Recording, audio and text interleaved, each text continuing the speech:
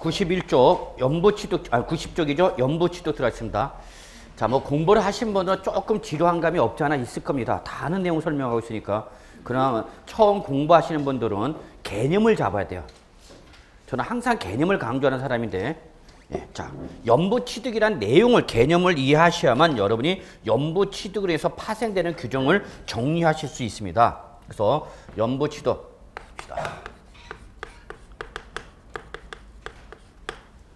연부매매 계약 형식입니다. 연단위로 납부합니다. 저기서 의의는 첫째, 얘는 연단위로 납부를 하되 최소 몇 년 이상에 걸쳐서 2년 이상에 걸쳐서 분할상환을 합니다. 그러니까 얘는 빨라도 연부취득은 특성상 잔금 지급이 몇 년 후에 도래된다? 2년 이후에 도래가 된다는 얘기예요. 그러면 예를 들어서 이렇게 해봅시다. 자, 계약을 하고요. 1년, 2년, 3년 차 이렇게 매년 말에 지급하기로 했어요. 얼마씩? 100씩. 너무 작나? 그래도 뭐 상관없어. 적어놓으세요. 요거 의미 있는 금액이에요. 지금 이게 지금 정부 개정 안에 들어가 있는데, 봅시다. 그래서 몇 번에 걸쳐서 분할상환하는 거예요 지금? 네 번. 그래서 계약일에 계약금 얼마 지급하고? 100만 원. 그 다음에 1년 후에, 2년 후에, 3년 후. 그러면 이제 몇 년 이상 걸쳐서? 2년 이상에 걸쳐서 연단위로 납부하는 방식이죠. 그럼 여러분, 여기서 잔금 지급, 우리가 일반적 매매는 언제 소유권을 취득한다고 그랬죠? 잔금 지급입니다. 그러면 여러분 통상적으로 이날이 잔금이다 보시면 이때 취득한 걸 보는 거죠? 일반적 매매로 본다면. 그럼 잔금 지급일이 도래가 되는 기간이 언제냐면 3년 후야. 지금으로부터 몇 년 후에? 3년 후에 잔금이 지급된다는 얘기야. 그러면 이때 취득한 걸 보면 이때까지는, 이전까지는 취득세가 들어와 안 들어와? 안 들어온다는 얘기죠. 이해하시나요? 네. 여러분 어렵게 생각하지 마. 아저씨가 갑자기 급여를 월급으로 갖고 오지 않고 3년 후에 한 방에 몰빵으로 갖고 온대. 자기야, 3년에 우리 매달 월급 받지 말고 그냥 3년 후에 한 번에 몰빵을 해서 목돈으로 받자 그러는 거야. 그러면 이 인간을 그대로 둔다? 족친다. 별로도 반응이 없네. 3년 동안 돈 안 갖고 오겠대 여러분. 그리고 한 번에 3년 후에 목돈을 갖고 오겠대. 그럼 여러분 선택하세요. 지금 매달 그 월급 받으실래요? 3년 후에 목돈을 받으실래요? 3년 후까지 뭐 먹고 사냐고. 그러면 3년 후까지 3년까지 뭐 먹고 사냐고. 돈은 매일 나가는데 매일.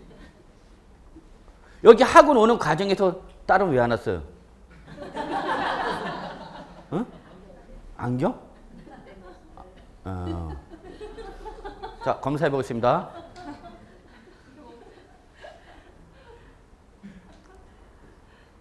자, 어디까지 얘기했지? 자, 3년에 목돈을 갖게 들어온대 여러분. 그러면 그동안 과세관청 입장에서 돈이 들어와 안 들어와?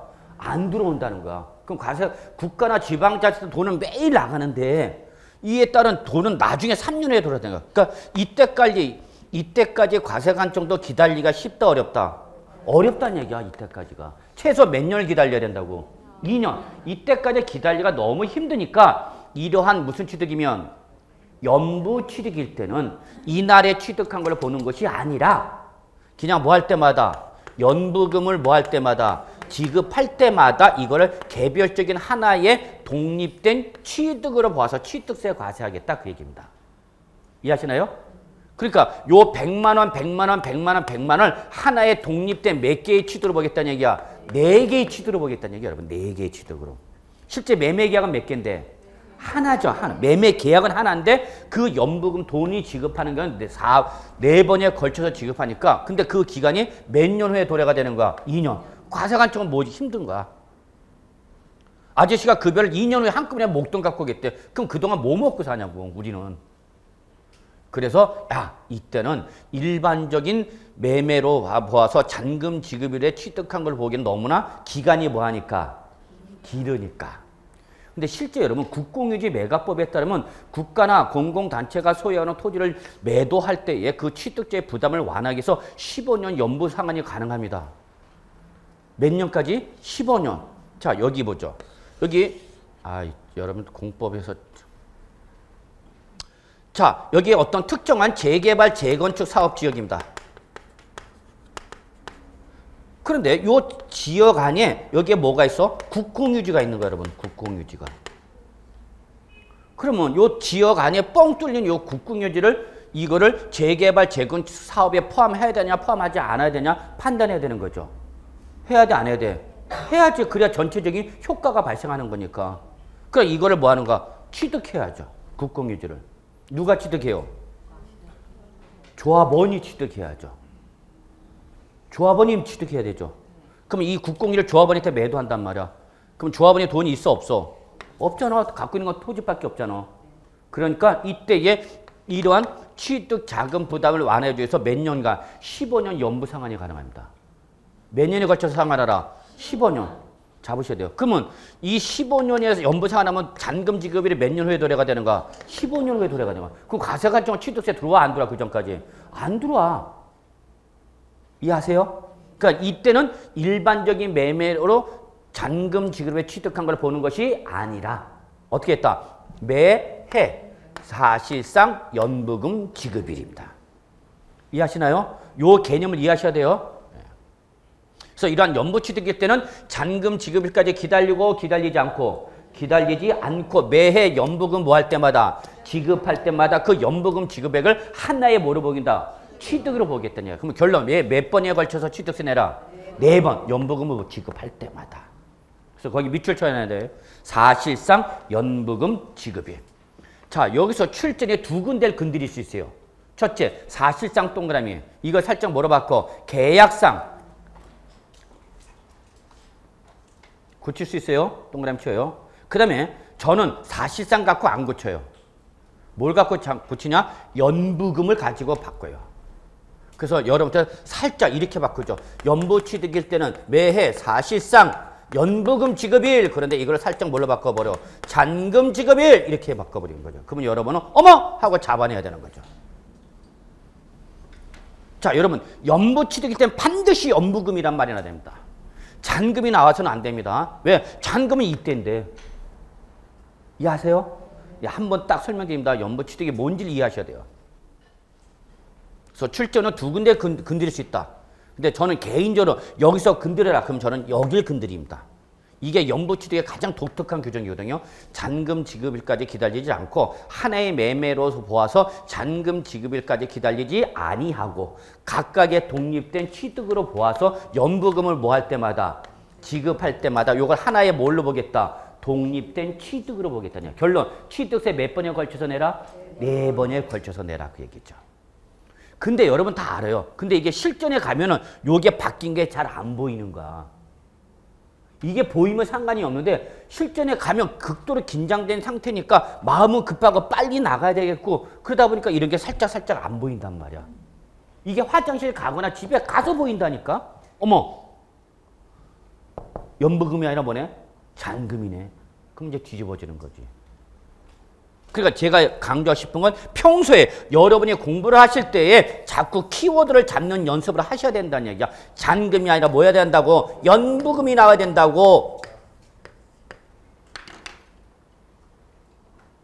그래서 저는 이걸 강조하는 거야, 여러분들. 계속 이걸 세뇌시키는 거야. 1년 내내 보고 똑같은 내용이에요, 여러분. 반복해서 공부하는 건데 그 반복하는 내용을 강조해서 여러분 머릿속에 딱 세팅 시켜놔야죠, 제가.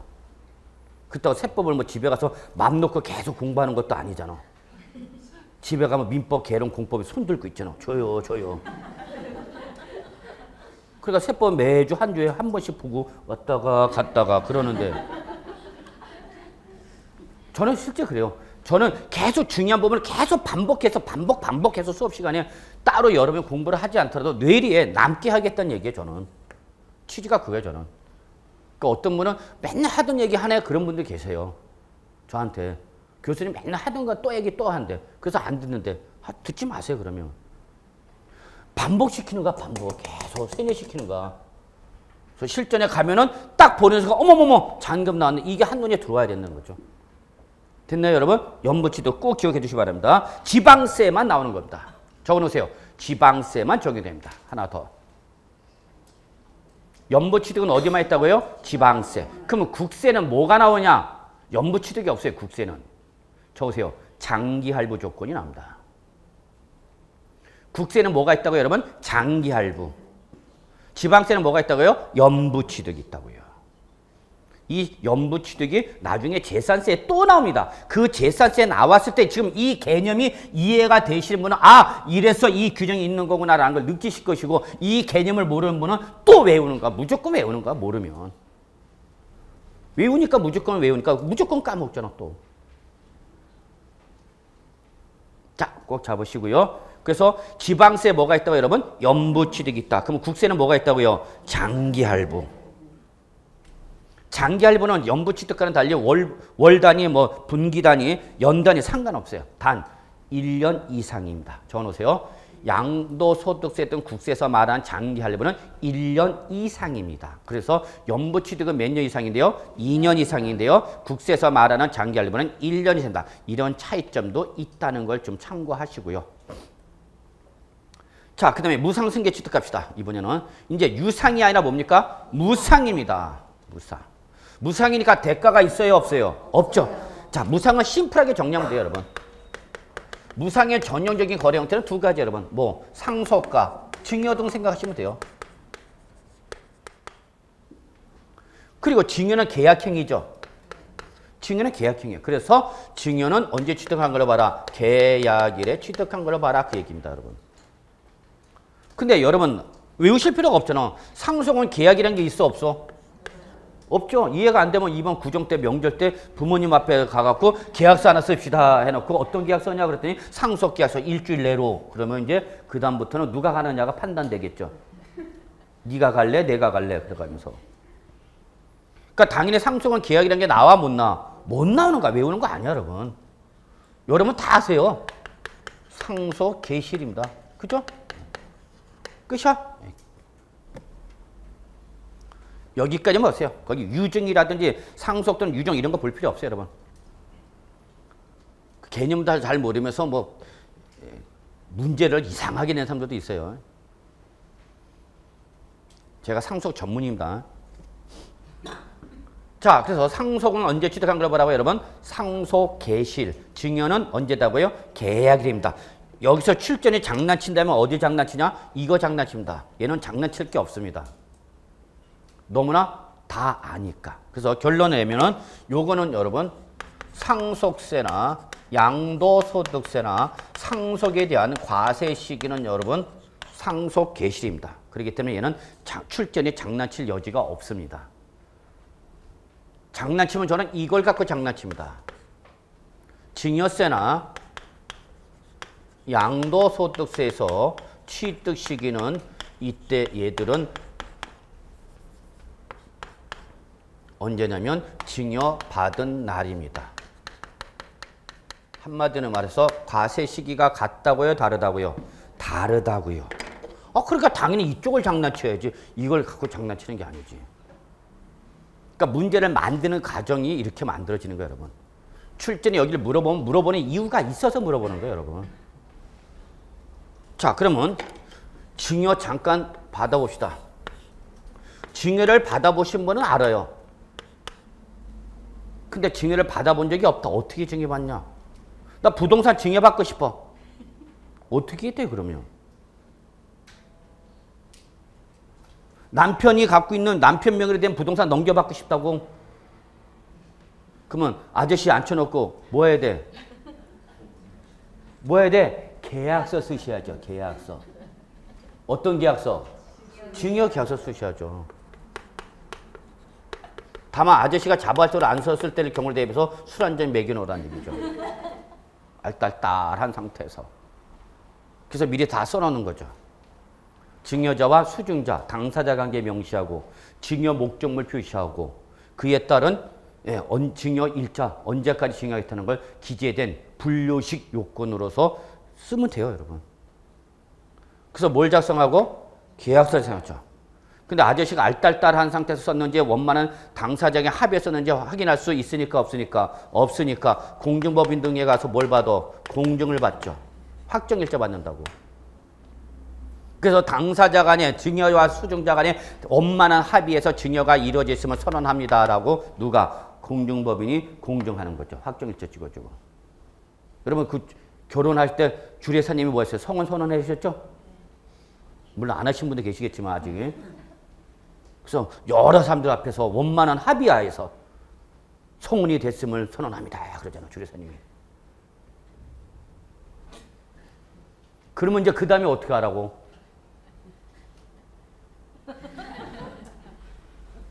그 다음에 어떻게 하라고? 증여받으려면 어디 가서? 등기소 가서 부동산에 대한 뭐를? 소유권 이전 등기해야 되겠죠. 그러면 여러분 저는 지금 이거 말씀드리고 싶은 거예요. 이때에 이 증여로 인한 취득일 때 취득세는 언제 취득한 걸 보고 여러분? 증여 계약이래. 왜? 취득세는 행위세고 계약 증여는 계약이니까 계약이 이루어진 날에 취득한 걸로 보겠다는 얘기입니다. 그런데 증여세는 재산세로서 재산이 넘어와야 되는 거죠. 그래서 넘어온 시점이 언제니까? 등기일이죠. 그래서 이때는 증여세와 증여세는 언제 취득한 걸로 본다? 증여받은 날. 그러니까 이 증여받은 날이 언제냐는 것은 시험에 절대 안 나와요. 증여받은 날이 언제냐라고는 절대 시험에 안 나옵니다. 왜? 못 물어봐요. 왜 그러냐면 증여받은 날이 언제냐라는 것은 상속세 및 증여세법에 명시가 됐고요. 상속세 및 증여세법은 우리 시험 범위가 아니기 때문에 절대 물어볼 수 없다는 겁니다. 제가 말씀드린 근거는. 그래서 여러분은 증여받은 날 이렇게만 기억하시면 되는데 구체적으로 부동산은 언제 증여받은 걸로 보냐? 등기일이 되겠습니다. 등기 신청 접수. 동사는 인도일. 그래서 여러분은 여기까지만 기억하시면 돼요. 언제 취득한 걸로 보라고요? 증여받은 날. 그래서 나중에 우리가 양도소득세 할 때 여기 또 나오는데요. 거기는 여기까지만 나옵니다. 증여받은 날. 단 부동산에 대한 구체적으로 증여받은 날은 상속세 및 증여세법상 언제로 본다? 등기 신청 접수일에 한다. 동사는 언제로 한다? 인도일. 뭐 쭉 재산에 따라 달라지는 우리 부동산만 기억하시면 되죠. 그러면 결론 보세요. 취득세와 증여세, 과세 시기가 같아요, 달라요? 달라요. 그리고 이걸 증여받은 자산을 이때 취득해서 보유하다가 양도했다. 그럼 양도소득세에서 취득 시기를 언제로 본다? 바로 증여받은 날. 그래서 증여세와 양도세는 증여받은 날인데 취득세는 언제다고요? 계약일이다고요. 한 번만 딱 정리해 드리겠습니다. 1년 내내 이렇게 못해요. 이해는 하는 방법은 딱 하나밖에 없어요, 여러분. 어떻게 하면 돼? 증여받으면 돼. 그래서 오늘 집에 가서 이거 준비해놓고 아저씨 앞에다가 딱 해놓고 도장 찍어. 그러면 아저씨가 짐 싸기 시작하죠. 아, 정리할 때가 됐구나. 이해하십니까? 요거 꼭 체킹해 두셔야 돼요, 여러분. 상속은 상속세나 양도소득세나 취득세나 다 언제 과세 시기를 잡아? 상속 개시일. 근데 증여는 취득세는 행위세고 그 계약이란 행위가 이런 날인 증여 계약일에 취득한 걸 봅니다. 그런데 뭐는? 증여세와 양도소득세는 언제 취득한 걸 본다? 증여받은 날. 그 구체적으로 부동산은 언제다? 등기신청 접수일이라는 얘기죠. 이것 때문에 나중에 양도소득세 회피 수단이 될 수가 있어요. 증여 때문에. 그럼 과세관청이 그런 걸 또 용납하지 않을 것이다 라는 것까지 여러분이 한 단계 더 나가실 수 있어야죠. 자, 여기 보시고요. 그러면 여러분 기억해 두셔야 돼요. 계약일에 취득한 걸 본다는 것은 계약서 써서 계약일에 무조건 취득한 걸 보니까 실제 재산이 증여됐느냐를 묻고 묻지 않고 무조건 계약일에 취득하려 합니다. 그래서 발생하는 문제점이 발생합니다. 그래서 거기 보시면 또 이거 말고 별도의 또 다른 단서 규정이 나온다. 그런 규정이 나올 수밖에 없는 내용을 이해를 하고 정리하신 분과 그게 왜 나온지를 모르고 그냥 암기하신 분은 나중에 실전에서 출전에 살짝 바꿔버리면 그냥 당하는 수밖에 없다는 얘기예요. 잡으시고 일단 여기까지 합시다. 자, 그 다음에 양가로 3번 91쪽 보겠습니다. 자, 이러한 동그라미 1번 보세요. 양가로 1번에 사실상 잔금 지급일이나 계약상 잔금 지급일 또는 무상 취득일 때의 증여 계약일 이러한 경우보다 앞서서 이러한 취득일 전에 밑줄 뭐하면 전에 등기 등록을 한 경우 즉 계약상 잔금 지급일 사실상 잔금 지급일 증여 계약일 전에 먼저 뭐부터 했다면 등기나 등록을 했다면 이때는 게임은 끝났어. 언제 여러분? 밑줄 등기일 또는 등록일. 여러분 꼭 기억합시다. 과세권자는 과세 시기를 결정할 때 빠른 걸 좋아한다, 늦은 걸 좋아한다? 빠른 걸 좋아합니다. 빨리 과세하고자 하는 특성을 가지고 있습니다. 속성을. 그래서 시험을 보실 때 웬만한 시간적 기준이 2개 이상 나면 여러분 주저할 필요 없습니다. 오, 생유! 그러면서 그냥 둘 중에 어떤 날, 빠른 날 찍으시면 됩니다. 게임은 끝난 겁니다. 과세관청은 과세 시기를 결정할 때는 뭘 좋아한다? 빠른 걸 좋아한다. 그것만 기억하시면 됩니다. 다만 거기 동그라미 2번이 있죠. 이혼에 따른 재산 분할로 인한 취득일 때는 과세, 그냥 보세요. 눈으로만 보세요. 이혼에 따른 재산 분할로 인한 취득이 일어난 과세 물건의 등기 등록일이 취득시 된다라고 해서 이게 2번 정부 개정안에 올라가 있는 규정입니다. 그래서 일단은 자반안에 적으세요. 개정안.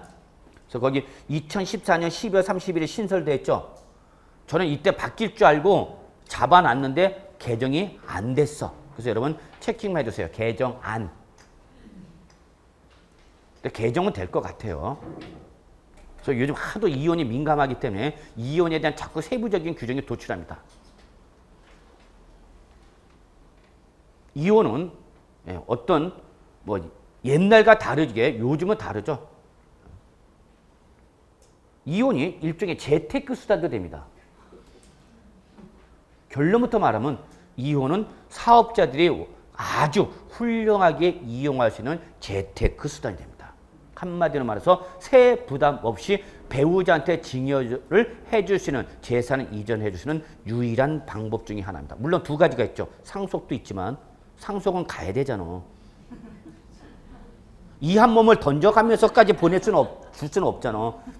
둘 다 두 눈을 시퍼렇게 뜨고 있으면서 아무런 세액 부담 없이 이전해 줄 수 있는 방법이 바로 뭐다고 여러분? 이혼입니다. 나중에 양도소득세 때 설명드립니다. 적나라하게.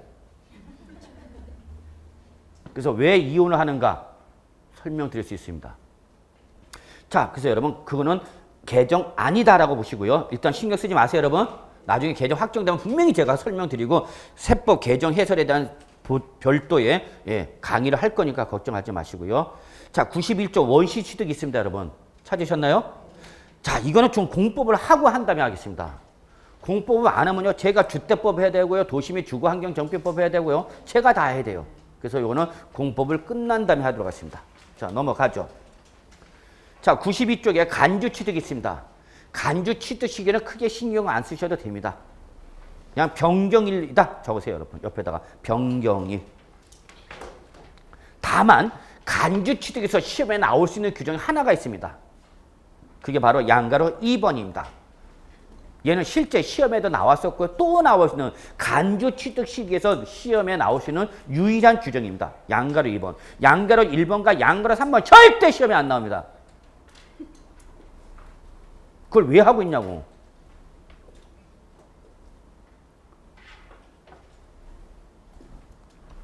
여기서 시험에 나올 수 있는 건 뭐밖에 없다고 여러분? 지목변경밖에 없어. 그러면 제가 왜 감히 여러분한테 양가로 1번과 양가로 3번은 시험에 못 나옵니다 라고 말씀드리는 거예요. 부동산이 아니니까요, 여러분. 아, 공인중개사한테 왜 선박 차량 기계장비 종류 변경된 걸 물어보냐고 짜증나게. 마치 부동산 하는 사람한테 주식 얘기하는 거 똑같고 주식하는 사람한테 부동산 얘기하는 거 똑같은 거야. 그래서 여기서 여러분 양가로 2번 체킹합시다. 토지 지목 변경에 따른 취득은 자, 밑줄 들어갑니다. 토지 지목이 사실상 변경한 날과 공부상 변경한 날 중 동그라미 2개 나왔네 시간이. 그럼 어떤 날이야? 빠른 날입니다. 게임 끝났잖아 뭐. 다만 토지 지목 변경 이전에 뭐 했다면 먼저 사용했대. 그럼 그때는 역시 또 뭐가? 사용일이죠. 뭐 빠른 날이죠. 네. 그러니까 여러분 잊지 마세요. 과세 시기를 결정할 때 여러분 주저없이 어떤 날 가면 되는 거야? 빠른 날이야. 게임 끝이야. 그러면 볼 필요 없어요, 여러분. 자, 넘어갑니다. 과세 표준 갑시다. 자, 지금부터 이제 취득세 계산합시다. 취득세 계산합시다.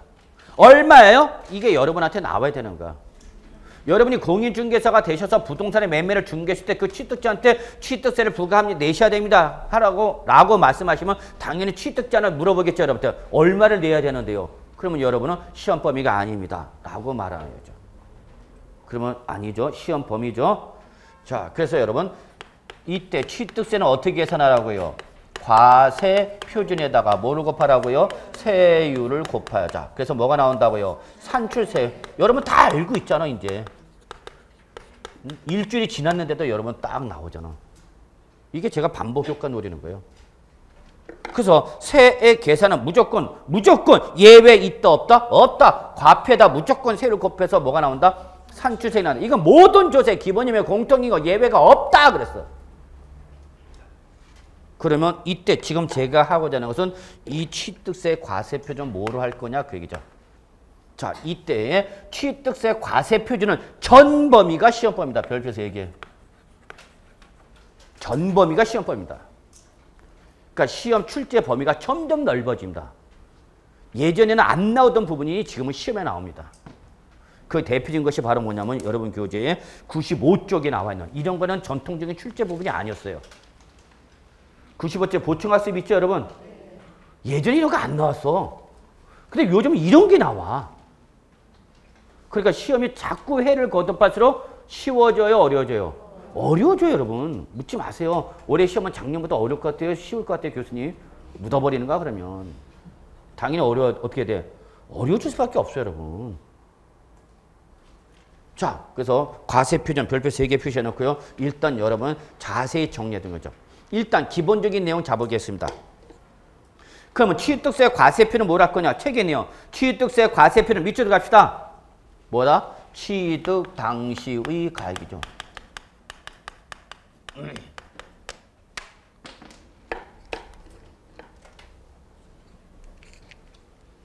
취득 당시 가액입니다. 결론입니다. 이게 취득세 과표입니다. 왜 그런 거죠? 취득세는 무슨 세니까? 행위세니까. 취득이란 행위가 있었을 때 그 과세 물건에 뭐를 가액을 과표를 하겠다는 얘기죠. 뭐. 여러분 기억나시나요? 이때 과세 표준이 가액으로 표현되는 조세를 뭘 한다고 그랬죠? 종가세 그랬죠? 종가세. 묻는 놈이 나쁜 놈이죠? 3주 전 걸 물어보냐 스키요? 지난주 거 물어봐도 모르는데. 과표가 뭐로 표현한다? 가액으로 표현한다. 그래서 이걸 뭐래서 종가세. 그럼 하나 더. 종가세에 따른 세율은 반드시 일정한 비율로 나옵니다. 그래서 뭐랬어요, 여러분? 정률세 구조를 취합니다. 그랬죠. 그래서 결론 취득 당시 가액입니다. 자, 연부 취득은 내버려 두시고요. 그러면 이때 시험은 이거죠. 여러분이 정리할 건 이 취득 당시의 가액을 결정하는 메커니즘을 꼭 기억해 두셔야 돼요. 이해하셔야 됩니다. 이건 외우는 게 아니라. 요 취득 당시 가액을 결정하는 메커니즘은 우리 했죠. 원칙과 뭐와 예외와 뭐가 있다 그러면 특례가 있죠.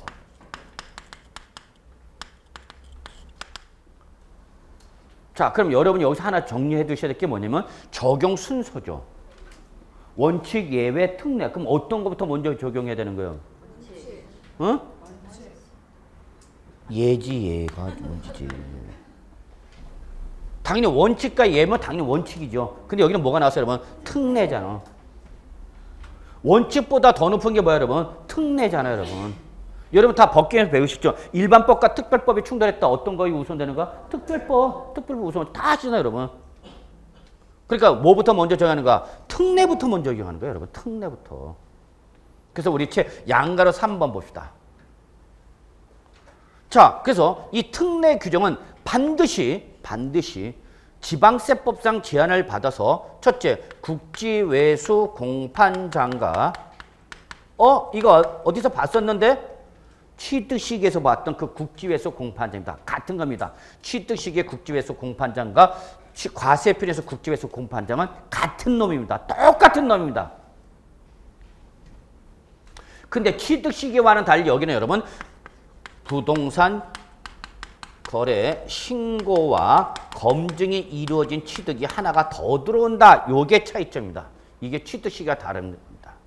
그래서 여러분 거기 동그라미 1, 2, 3 그 다음에 다음 페이지 4번까지는 바로 취득시기가 똑같습니다. 묶으시고요. 적어놓으세요. 동그라미 1, 2, 3, 4까지 묶으시고요. 적어놓으세요. 뭐라고? 취득시기와 완전 동일입니다. 그러니까 이거는 이미 취득시기에서 설명드렸었죠? 설명드렸잖아. 취득시기에서. 그러면 5번만 더 하면 되는 거야. 여기 하나가 더 추가된다는 얘기 여러분. 요거는 뭐와 똑같다고요? 취득시기와 완전 동일이야.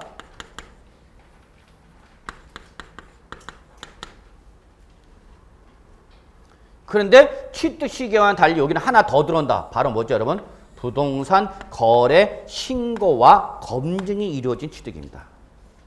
여기 하나가 더 들어온다는 게 특징입니다. 요거는 공인중개사의 업무 및 부동산 거래 신고에 관한 법률. 이제 법률 명칭이 바뀌었죠. 공인중개사 업무 및 부동산 거래 신고에 관한 법률이 아니라 부동산 거래 신고에 관한 법률, 그 다음에 공인중개사 업무 그거 따로 이렇게 분리됐죠. 중개법 할 때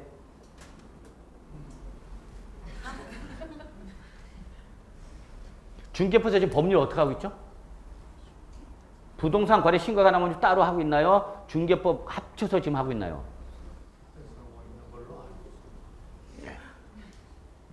나중에 그건 아마 중개법 교수님이 말씀드릴 겁니다. 자, 그래서 부동산 거래 신고에 관한 법률에 따라서 신고와 뭐가 이루어졌다 그러면 검증이 이루어졌다. 그러면 제가 아까 여러분 국지회수 공판장은 공통점이 뭐냐? 거래 사실에 대한 객관적 판단이 가능하다 그랬죠? 놓지 마. 여기다 하나 더 들어온가? 뭐가 들어왔어요 여러분? 부동산 거래 신고에 관한 법률에 따른 부동산 거래 뭐가 이루어지고 신고가 이루어지고 거기에 대해서 뭘 받았다고요? 검증. 이게 중요합니다. 그러면 요거와 여러분이 꼭 비교해서 정리할 게 있습니다.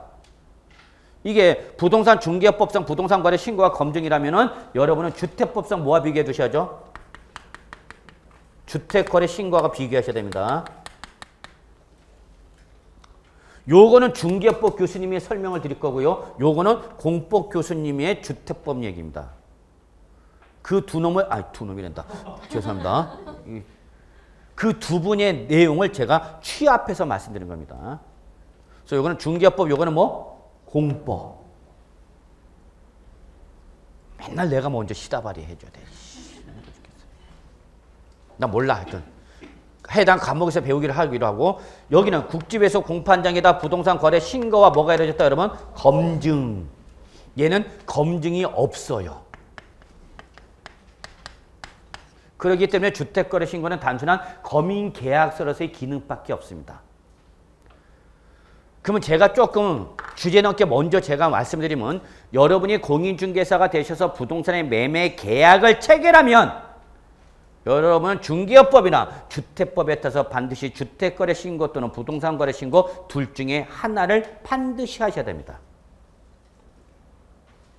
그러면 이 주택법상 주택거래 신고는 주택법에 따라서 국토교통부 장관이 지정한 주택거래 신고 지역에서 개인 간의 아파트 등에 대한 매매가 있었을 때에는 그때는 계약일로부터 15일 이내에 그 주택 소재지를 관할한 시장 군수 구청장에게 신고를 해야 됩니다. 뭘 신고하는 거죠? 실지 거래 가액을 신고하는 겁니다. 뭘 신고하는 거죠? 실지 검토. 다 신고는 실지 거래입니다. 근데 제가 알기로는 지금 현재 주택법상 주택거래 신고 지정 지역이 없습니다. 다 해제되어 있습니다. 그러면 여러분은 중개법에 따라서 어디로 가야 됩니까? 부동산 거래 신고를 하셔야 됩니다. 그럼 부동산 거래 신고는 그 부동산 소재지를 관할한 시장 군수 구청장의 그 거래 계약일로부터 60일 이내에 실지 거래 가액을 신고하셔야 됩니다. 그러면 동법 신고에 따라서 해당 시장 군수 구청장은 얘는 반드시 뭐 하게 됐습니까? 검증하게 됐습니다. 얘는 검증이 없습니다. 이게 차이점 중에 하나라고 볼 수 있어요. 그래서 우리 세법은 여기다 차이점을 줍니다. 그래서 얘는 그냥 단순한 검인계약서의 기능밖에 없고 얘는 시장 군수 구청장이 뭐를 받는다고요? 검증을 받습니다. 실질거래가로. 이게 타당하냐 타당하지 않냐. 그래서 결론. 얘들은 세팅하겠습니다. 얘들은 공통점은 역시 거래사는 객관적 판단이 가능합니다. 여기까지만 합니다. 얘는 아닙니다. 응? 요 두 가지. 이때는 과세표는 뭘로 한다 여러분? 시가 표준액에 관계없이 사실상 취득 가격을 합니다. 자, 책을 좀 보겠습니다. 여러분 책에 꼭 표시할 게 있어요. 자, 93쪽. 양가로 3번 보겠습니다. 다음에 해당하는 취득이 바로 동그라미 1, 2, 3, 4, 5를 말하는 거고요. 그러한 동그라미 1, 2, 3, 4, 5, 즉 국지외수 공판장에다 부동산 거래 신고와 검증이 이루어진 취득 이유는 자, 밑줄 들어갑니다. 시가 표준에 일단 거기까지만 들어갑시다. 시가 표준에 관계없이 아주 중요한 말입니다. 뭘로 하라 밑줄? 사실상 취득가격 거기까지만 합니다. 다만 단서가 있네요. 네, 단서까지 여러분은 반드시 정리해 두셔야 되는데 지금은 조금 뭐 생략해도 가능하지만 자, 좀 공부를 하신 분들에서는 말씀드리면 첫째, 증여, 기부, 그 밖에 자, 밑줄 들어갑니다. 무상취득 첫 번째 하나입니다. 두 번째, 소득세법 또는 법인세법에 따른 밑줄 특수관계자와의 부당행위 계산에 의한 부인 규정에 따른 거래 이 두 가지 거래일 때는 이때는 사실상 취득 가격을 적용하는 경우에서 제외한다. 거기까지도 시험에 나왔었고 또 나올 수 있는 규정입니다.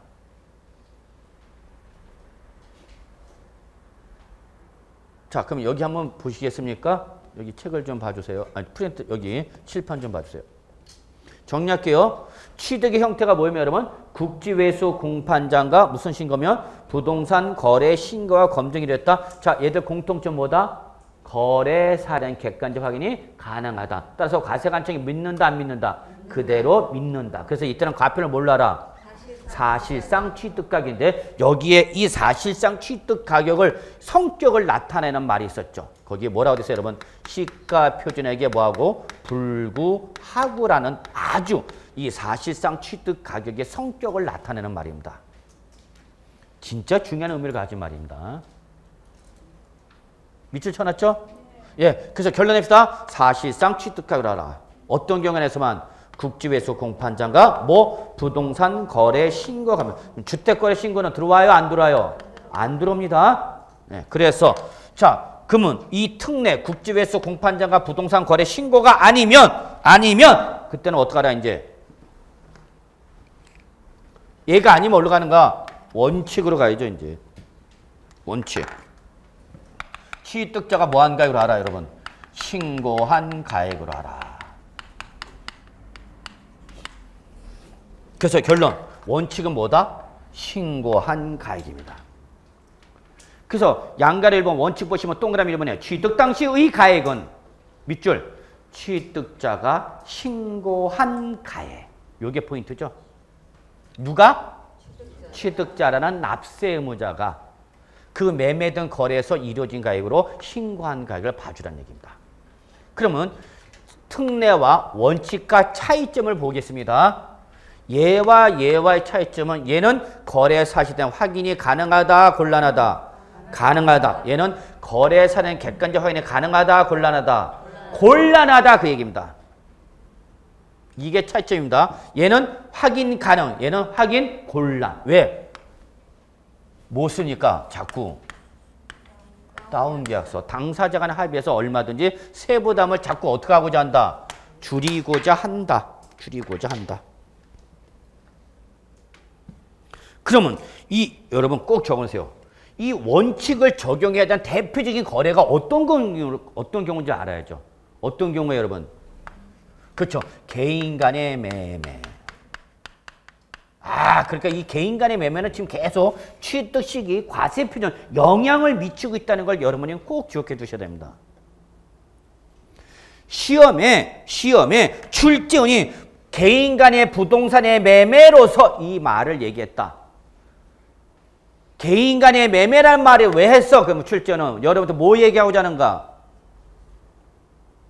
아니 시험에 문제 지문에 부동산에 대한 개인 간의 매매로서 이렇게 나왔어 지문이. 그러면 이때 개인 간의 매매란 조건을 왜 제시한 거냐고 출제원이. 그 말은 뭐 얘기하고자 하는가? 특례 대상이다 아니다. 아니다 그 얘기하는 거예요 여러분. 꼭 기억해 두셔야 돼요. 그리고 이 개인 간의 매매는 바로 공인중개사 여러분한테 적용되는 곧바로 다이렉트 규정 아니야. 다시 한번 말합니다. 개인 간의 매매라고 출제원이 얘기를 하는 의미는 딱 하나입니다. 국지외수 공판장과 부동산 거래 신고와 검증이 이루어진 경우다 아니다. 아니다. 아니다. 그러니까 특례를 적용하라. 원칙을 적용하라. 원칙을 적용하라. 그 얘기입니다. 취득시기는 계약상 잔금으로 잡아라. 사실상 잔금 지급을 잡아라. 개인 간의 매매는 언제 취득한 걸로 봐라? 계약상. 그러니까 그 개인 간의 매매라는 규정은 취득 시기와 과세 표준 두 군데에 영향을 미쳐버리는 거죠. 미쳐버려 내가. 자, 그러면 이때는 무슨가요, 여러분? 신고한 가이다. 그러면 얘는 결론. 얘는 믿는데 얘는 믿는다, 믿지 않는다? 믿지 않는다라는 겁니다. 즉 얘는 좋습니다. 이걸로 쓰면 안 되지. 그래서 요 신고한 가액은 항상 특징이 뭐냐? 시가 표준액의 제한을 받는다라는 특징을 갖고 있는 데 반해서 사실상 취득 가격은 시가 표준액의 제한을 받지 않는다라는 중요한 차이점이 있습니다.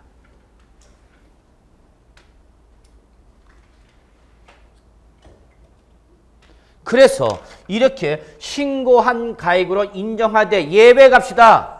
예외를 적용하는 경우를 꼭 기억해 두셔야죠.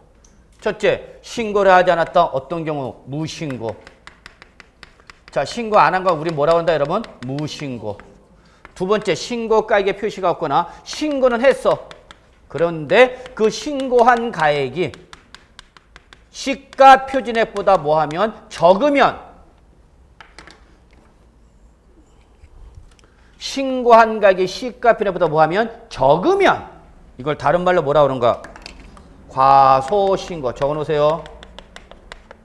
그래서 결론. 예외 규정이 적용되는 사유는 몇 가지야? 두 가지. 무슨 신고? 무신고. 또는 무슨 신고? 과소신고죠. 꼭 기억해 두셔야죠. 이 두 가지에 해당할 때는 이때는 과세표는 뭐라 한다, 여러분? 시가 표준액으로 합니다.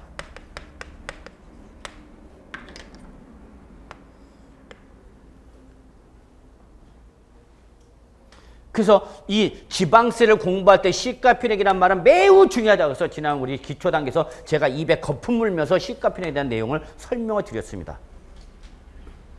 기억나시리라 믿습니다. 근데 믿는 도끼에 발등 지키는 거죠. 자, 여러분 시가표준액 다시 한번 정리하겠습니다. 시가표준액이라는 맛은 어디를 과세할 때, 뭐를 과세할 때? 지방세를 과세할 때 과세가액의 기초가 되는 가이다. 그래서 여러분 시가표준액은 어디에만 나와야 된다? 지방세에서만 나와야 된다. 그러면 지방세가 아니라 뭐면? 국세면 시가표준액이라는 말이 나오니까 못 나오니까? 못 나오니까 이에 대응되는 말로서 뭐가 나온다? 기준시가. 이제 여러분이 이런 데서 이제 막 헷갈리는 거야. 맞아요. 공시지가 이거 그러니까 그런 게 이제 차분히 정리가 되면 이제 여러분께 되는 거고. 그래서 여러분 다시 한번 시가표준액은 뭘 과세할 때 사용하는 개념이야? 지방세.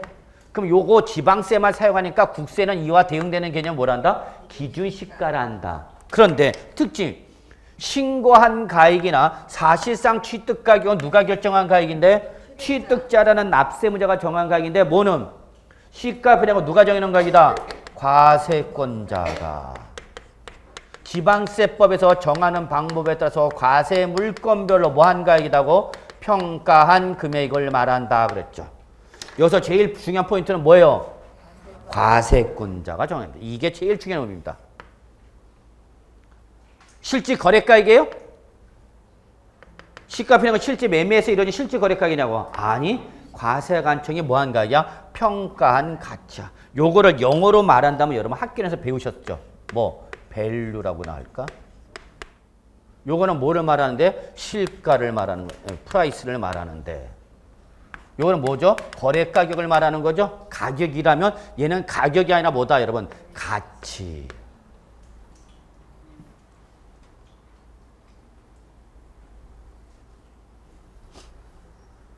이걸 꼭 기억해 두셔야죠.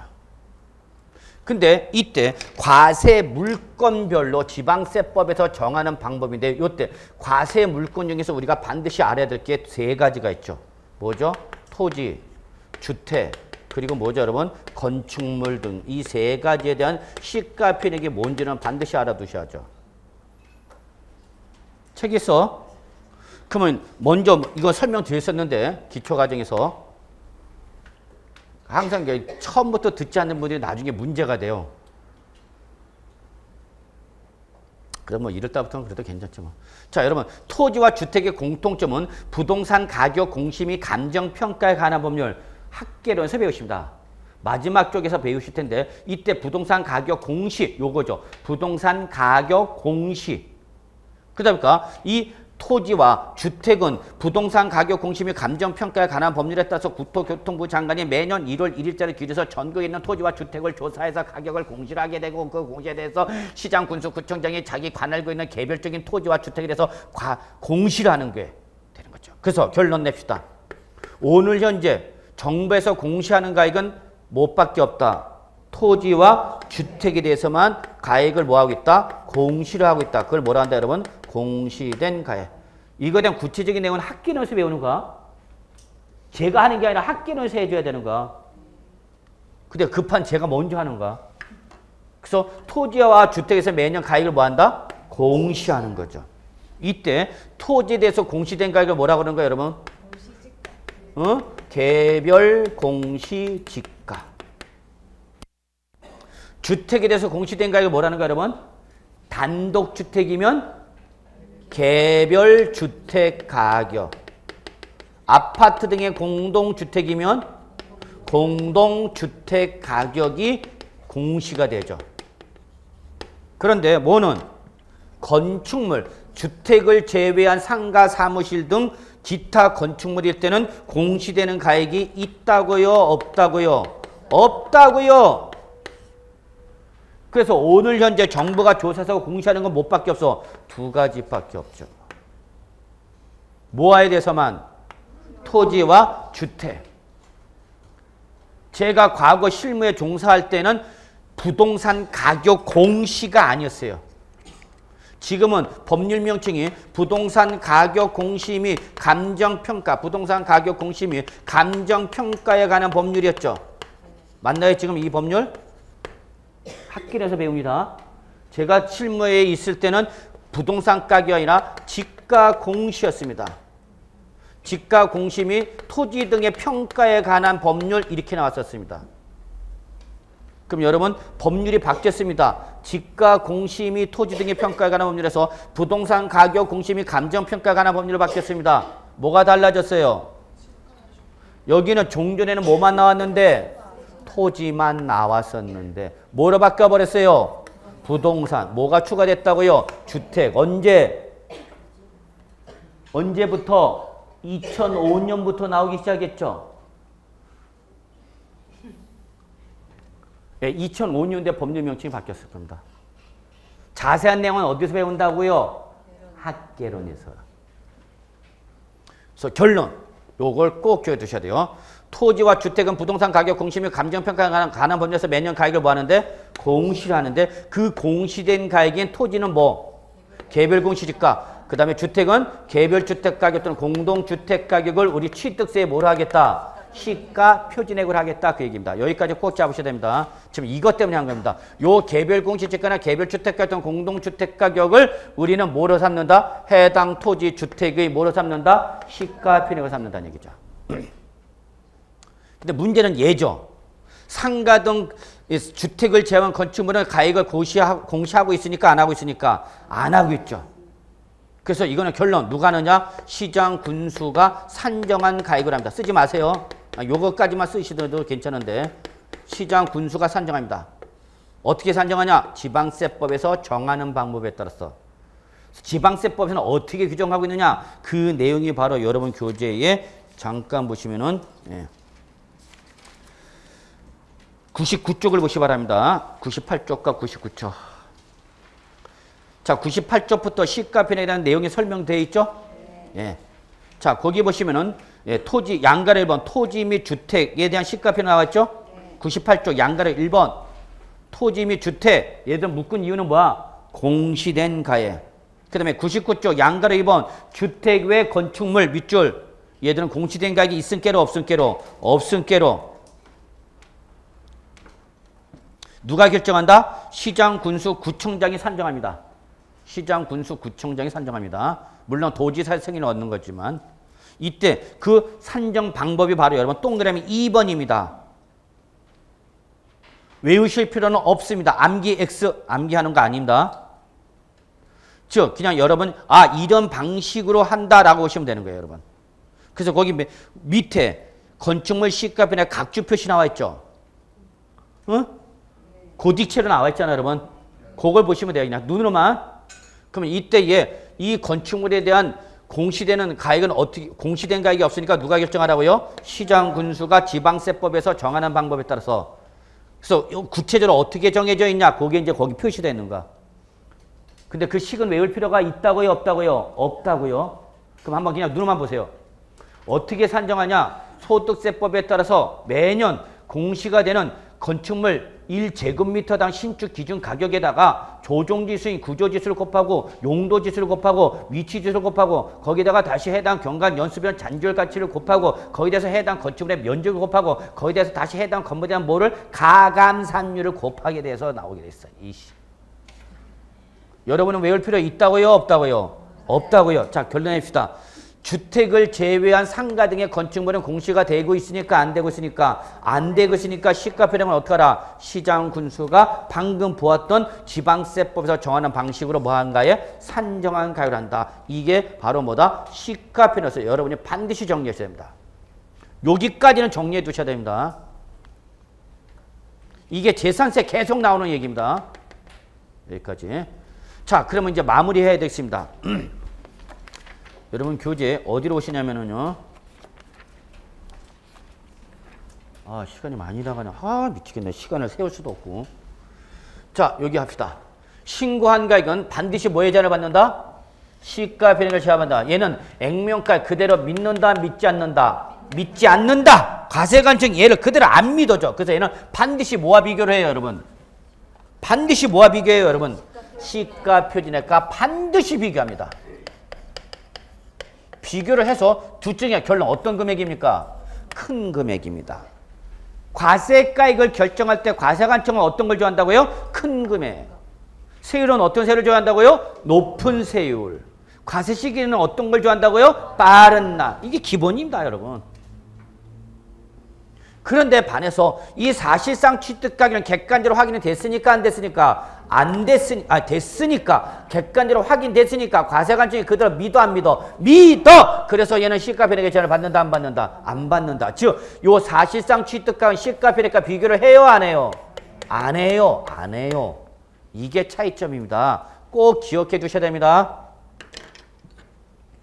신고한 가액은 그대로 액면가액 믿지 않기 때문에 과세관청이 정해놓은 시가편익과 반드시 뭐해서 비교해서 둘 중에 어떤 금액? 큰 금액이 과표가 되지만 국지회수 공판장과 부동산 거래 신고와 검증이 이루어진 취득은 객관적으로 확인됐으니까 안 됐으니까? 됐으니까 여기 뭐라고 써져 있어? 시가편익에 불구하고 항상 뭐로 하라? 사실상 취득가격을 하라. 즉 다른 말로 말하면 얘는 시가편익과 비교를 한다 안 한다? 안 한다.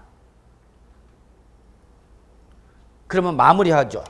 이때 그러면 신고한 가액과 사실상 취득가격의 차이점이 뭐냐? 이걸 꼭 기억해 두셔야 되는 거죠. 요 내용이 바로 여러분 제가 아주 이쁘게 94쪽의 박스와 그림으로 비교 정리해 드렸습니다. 그래놨더니 여기저기서 많이 백지입니다. 다 저작권 시비 걸어야 될 겁니다. 다. 예람된 말씀입니다만 세법책에 이렇게 그림이나 박스 정리해갖고 들어온 게 제가 처음입니다. 공인중개사 그전에 세법책에는 이런 게 없었어요.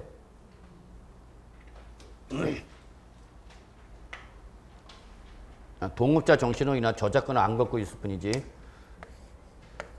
다 저작권 대상입니다.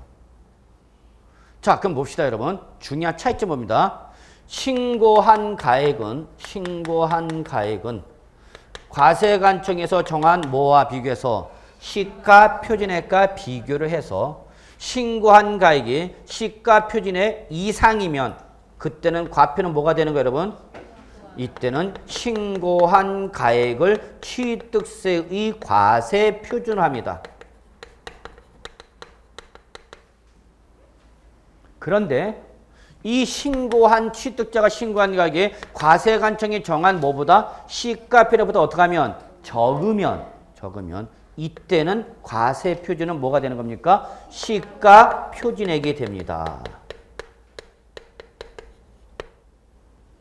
그런데 이에 반해서 뭐는 사실상 취득 가격은 시가 표준액에 불과하고 항상 시가 표준액에 불과하고 사실상 취득가를 적용하기 때문에 설사 이 사실상 취득 가격이 시가 표준액보다 어떻게 해도 적어도 똑같은 부호야. 얘는 뭘로 가라? 사실상 취득 가격으로 가라 그 얘기입니다. 이게 바로 신고한 가액과 사실상 취득 가격의 가장 중요한 차이점입니다. 출제원은 이거를 좋아합니다. 여러분한테 전통적인 출제본입니다.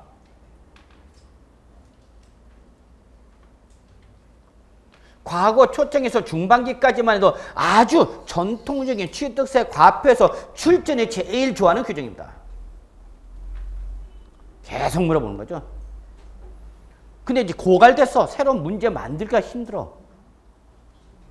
자, 보시면 됩니다. 즉, 사실상 취득 가격은 설사 시가표준액 이상인 경우는 물론이지만 설사 사실상 취득 가격 시가표준액보다 뭐 해도 적어도 과표는 뭘로 간다고요? 사실상 취득액은. 그런데 뭐는 신고한 가액은 시가표준액보다 어떻게 하면 적으면 요 신고한 가액을 인정하고 안 하고 뭐로? 시가표준액을 가겠다니. 이게 바로 여러분 이거죠. 무슨 신고? 과소신고 납부되는 거죠. 그러면 과소신고 납부니까 어디로 가면서 보통 징수로 가면서 뭐 때리는 거야? 가산, 세야, 금야, 세를 때리는 거죠. 이거를 꼭 기억해 주셔야 합니다. 이게 기본 메커니즘입니다. 꼭 기억해 주실 것을 부탁드립니다. 자, 그 내용을 제가 박스에서 볼고, 자, 그 다음에 하나 더 주의할 게 이거가 이제 마지막. 시험에 이제 이런 것도 나오는 거죠. 자, 보세요. 부동산 거래 신고와 검증이 이루어졌다. 그럼 과표는 뭘로 알아요, 여러분? 사실상 취득 가격이죠. 그런데 뭐는? 주택법상 무슨 신고는? 주택 거래 신고는 사실상 취득 가격을 적용하는 것이 아니라 어디로 가라? 올라가야 돼. 특례가 아니면 원칙. 그래서 여러분 93쪽 93쪽 원칙에 동그라미 2번 들어갑니다. 주택법상 뭐 주택거래 신고적에서 주택거래가액을 뭐하면 신고를 하면 그 주택거래 신고 가액을 우리 취득세의 취득자가 뭐한 가액으로 봐라? 신고한 가액으로 봐라. 그러면 이 말하면 꼭 질문하는 사람이 있어요. 인터넷에 질문합니다. 아니 신고가액을 신고한 가액으로 본다는 게 뭐 어쩌란 얘기입니까? 그러면 이제 묻어버리는 거야. 무슨 신고했다고 여러분? 주택거래 신고했다고. 그 신고가액을 우리 이 셋 중에 뭐로 보라고? 신고한 가액으로 봐라. 그 얘기 여러분. 이해하세요? 무슨 말인지 아시죠? 나는 공인중개사야. 그래서 부동산 매매를 매매 계약을 체결했는데 그게 주택법상 주택거래 신고적에는 아파트야. 그래서 그 개인 간의 매매가 이루어져서 그러면 여러분은 주택법에 따라서 주택거래 신고 지역에 있는 그 부동 아파트 등의 매매에 따른 개인 간의 매매에 대한 무슨 가액을 실지 거래가를 누구한테 시장 군수 구청장한테 실지 거래가를 뭐 하라고 신고한다고. 이건 주택법상 신고야 여러분. 이해하시겠어요? 이건 주택법에 따라 신고한다고 시장 군수한테. 그러면 요때 시장 군수한테 뭐 한 가액을 신고한 가액 요 놈을 우리 취득세 과표 원칙 신고한 가액 예외 시가표내 특례 사실상 취득가액 이 셋 중에 뭘로 잡아라? 신고한 가액을 잡아라 그 얘기예요. 이해되시죠? 이렇게 얘기했는데도 이해가 안 된다. 그때는 이제 밤하늘의 별을 보시면서 어머니 자 이렇게 보시면 돼요. 자 여기까지 하고요. 여러분 어디로 가느냐? 96조 간주 취득 등에 대한 과세 표준 여기까지만 하고 네, 카톡도 자꾸 오네. 자 그래서 여러분 간주 취득에 대한 과세 요거 하나만 적어놓고 씁시다. 여러분 이거는 꼭 적어놓으세요. 간주 취득의 과표는 여러분 게임 끝났어. 뭘 물어보면 간주 취득에 대한 뭐를 물어보면 과표를 물어보면 게임은 끝났다. 무조건 끝났어요. 뭐예요, 여러분?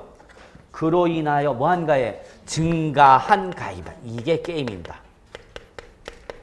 이게 결론입니다. 시뻘겋게 좀 표시 좀 해주세요. 적어놓으시고. 간주 취득에 대한 과표가 나오면 여러분 결론 무조건 무슨 가입입니까? 증가한 가입입니다. 땡땡 해놓고 증가한 가입 넣으세요. 요걸 출전이 어떻게 바꿔요, 여러분? 살짝 이렇게 바꾸죠? 이거를 전체가에 이렇게 바꾸면 여러분은 어머! 하고 잡아내야죠. 이거 최근에 나온 거 아닙니까? 나온다 계속 1년 내내 외쳐댔고 목에 피를 토하는 심정으로 그냥 나온다. 간주 취득은 증가한 가입이다. 요걸 확인하라. 요걸 확인하라. 근데 출전 살짝 바꿨잖아. 전체 가액으로. 그러면 어머! 하고 또 맞췄네. 바꿨는데도 오이씨 뭐가 답이냐. 자, 그래서 요거는 10분 쉬었다 하겠습니다.